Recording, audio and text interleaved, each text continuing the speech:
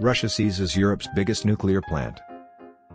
Russian forces have seized the Zaporizhzhia nuclear power plant in Ukraine's southeast, a local authority said on Friday. Ukraine said the safety of Europe's largest nuclear plant was secured after a fire broke out during the attack.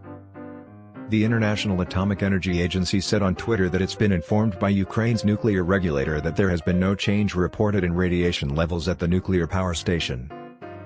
NATO leaders held an extraordinary meeting on Friday in Brussels. Secretary-General Jens Stoltenberg said Russia is paying a high price for Putin's war but rejected the prospect of a no-fly zone and military troops on the ground.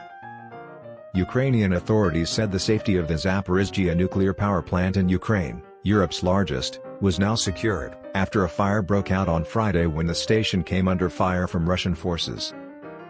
The director of the plant said the nuclear safety is now guaranteed. Oleksandr Staruk, head of the military administration of the Zaporizhzhia region, said on Facebook. According to those responsible for the plant, a training building and a laboratory were affected by the fire. President Volodymyr Zelensky accused Moscow of nuclear terror and trying to repeat the Chernobyl nuclear disaster. No country other than Russia has ever fired on nuclear power units, Mr. Zelensky said in a video message. This is the first time in our history.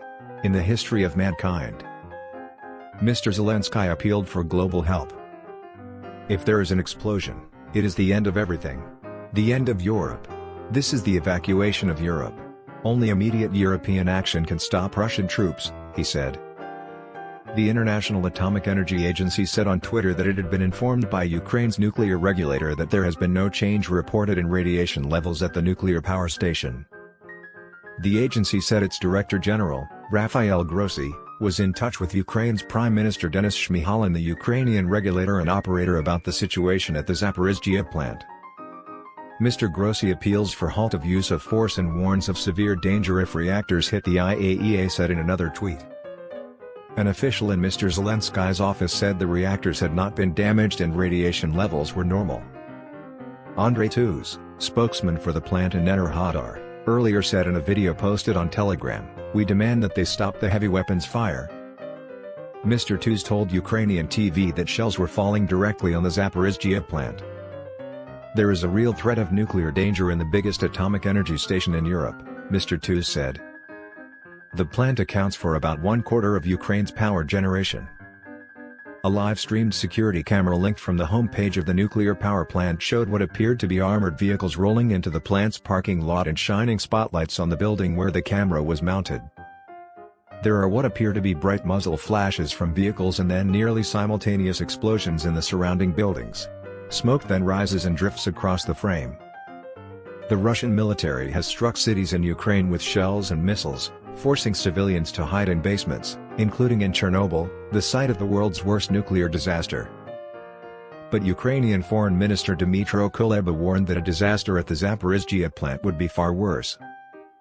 Russians must immediately cease the fire, allow firefighters, establish a security zone, Mr. Kuleba tweeted earlier. He said Russian forces were firing at the facility from all sides. Mr. Tuz, and Enerhodar Mayor Dmytro Orlov, said there was an urgent need to stop the fighting to put out the flames. U.S. President Joe Biden spoke on Thursday evening with Mr. Zelensky to receive an update on the fire, the White House said. Mr. Biden joined Mr. Zelensky in urging Russia to cease its military activities in the area and allow firefighters and emergency responders to access the site, the White House said. He also received an update on the situation from the U.S. Energy Department's Undersecretary for Nuclear Security, it said.